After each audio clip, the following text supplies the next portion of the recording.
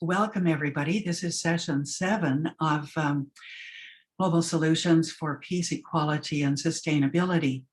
I debated making up a PowerPoint for this session, and I decided against it because I've completely revised my thinking about what I was going to do. I was going to tell you all of the things that have to change about the Human Rights Council, but I put those in the teaching notes. And you can all read, right? So I want you to read your teaching notes and look at what are the things that have to change, because basically they're the same things that I've said again and again have to change about the different parts of the United Nations. It lacks legitimacy because it doesn't have enforcement capacities. It needs independence from nation states. It needs impartiality so that it's not swayed by the interests of nation states. The election involves national state interference, can't be implemented. The states don't comply. They have inadequate resources, overloading of the treaty bodies that don't have the resources, so-called experts without background, and fragmentation within the system. So we've seen that with the whole story so far. I'm not going to belabor those. The reforms, though, are kind of interesting, that there should be at-large members who are decoupled from nation states. In other words, we have to involve civil society. We need competitive elections of highly qualified people rather than someone that the nation state is paying off as a favor. These people need to have a legal immunity when they go home to protect them from reprisals from their own nation states. We need to have gender balance. We need to have Indigenous participation and enforcement powers. So there in 3 minutes is the talk that I was going to give in 15 or 20. And instead, I want to talk about what we are observing right now, which is a social revolution, a worldwide social revolution calling for human rights. And what I see having happened, is that starting maybe even before the South Africa Truth and Reconciliation process, we see processes where human rights have come to the foreground in many, many different countries. So in South Africa, in the Truth and Reconciliation process and in the release of Nelson Mandela, and you watched his speech as homework, we see the beginning of a different way of thinking that didn't involve the government and the powers. It involved ordinary people saying what happened and actually, if not forgiving, at least reconciling with one another. We've seen increasing publicity and discussion about the ongoing impact of colonialism. And this comes back to what we've said again in all of the sessions so far, is that the whole paradigm, the whole way of thinking that says that domination by force is a really good system, that whole idea is now being scrutinized and challenged. So the injustice of colonialism shows up in second, third, fourth generations all over the world. Next, I've got the Black Lives Matter movement, which had a huge impact. Yes, it was triggered by George Floyd's terrible, terrible murder, but it was simmering under the surface before that. And this simply coalesced and brought people together to say, these lives matter. These are human beings. These are not disposable. And by extension, it included other people of color, other Indigenous people, their lives matter. And then it began to say, yes, and LGBTQ people also matter. We all are part of the human family. And I don't think we've ever faced up to that before and looked at our own communities and said, how do we deal with the human rights issues in our own community. Yes, it's going to have reform at the United Nations, but that reform is going to come because people are demanding it of their governments. And that's how it's getting to the United Nations. The Me Too movement, which started out by a woman who described her sexual abuse and rape, and others joined in. And that Me Too movement grew to include all kinds of other people who have suffered horrendous trauma through the coercion, and particularly sexual trauma. So it began to include not just women, but men who were abused in religious communities or in sports, celebrities who were guilty of this kind of abuse, and many of them have gone to jail, and of course one has committed suicide.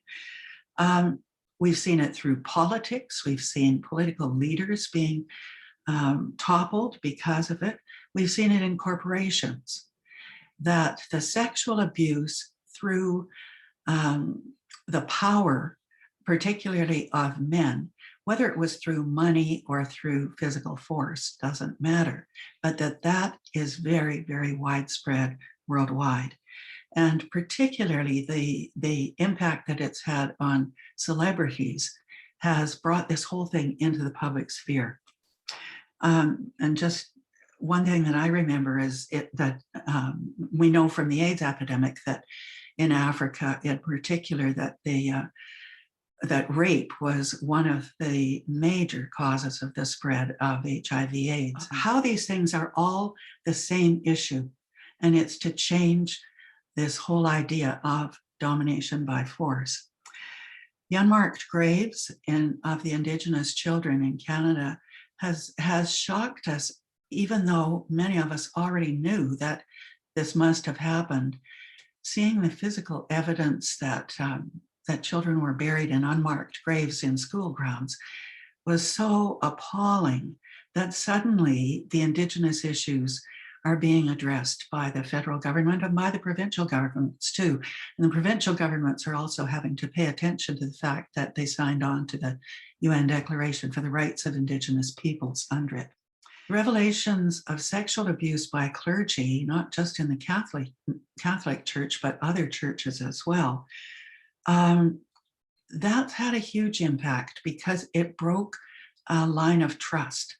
When the people that we trust to care for us and to protect us are the actual abusers, then that's a really terrible betrayal. That one is very, very difficult to heal. And certainly we're seeing that now. The next one is the movement to defund the police. This is, of course, an offshoot of the Black Lives Matter, but it's about time, because we've known for a long time about police abuse and the abuse of prisoners. What's changing there is not so much that we will defund the police as that we will change their mandate. And on calls that are really mental health calls, there will be skilled mental health professionals going to attend to those instead of police, because the police have an instant response of force, and often lethal force. So that leaves us recognizing that we have a long-standing need for more people working in the field of mental health, more supports, more centers where they can go for a prolonged period of healing, and more supports in the community when they get out.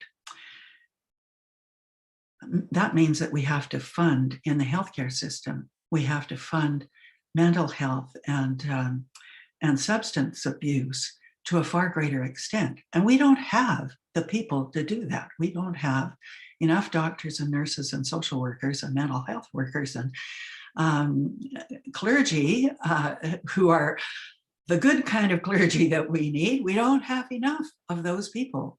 This has to be dealt with, and COVID has exposed all of these weaknesses. These are human rights. You know, every human has the right to life, to food, to shelter, to clean water, to a safe environment. The Human Rights Council actually declared just this past month that the right to a healthy environment is a human right, and we're going to have to live up to that. We have to house the homeless. At last, we're facing up to that. We have to get these people off the streets and into homes. And it started as self-preservation so that they wouldn't spread COVID, but that's not the reason. The real reason is because we should not have people without homes and shelter. That's just not right. Fridays for Climate. This is the youth movement that is now encompassing all other movements as well. Young people are saying, yes, we have to have these changes for the environment, but they're also challenging the rights of the wealthy and the powerful to determine what happens to the next generation.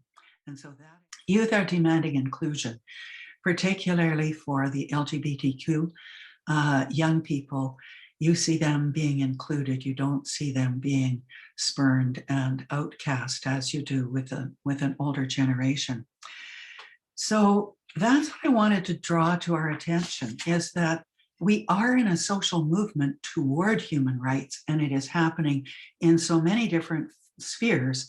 We just need to keep watching it and saying, aha, that's another one. For many years, we haven't been aware of the scale of pain and trauma suffered by women, children, and minorities in our own communities. And now we're aware that this actually goes back centuries. I just wanted to read our hero, Eleanor Roosevelt's comment, and then we'll go to the breakout rooms. Eleanor Roosevelt herself famously commented on the extent of the permeation of values throughout a given society that would be necessary in order to truly realize the goals of the UN Declaration of Human Rights. Here's what she said. Where, after all, do universal human rights begin? In small places, close to home, so close and so small that they cannot be seen on any maps of the world.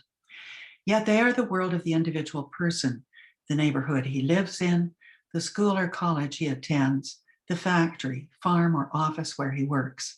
Such are the places where every man, woman, and child seeks equal justice, equal opportunity, equal dignity, without discrimination.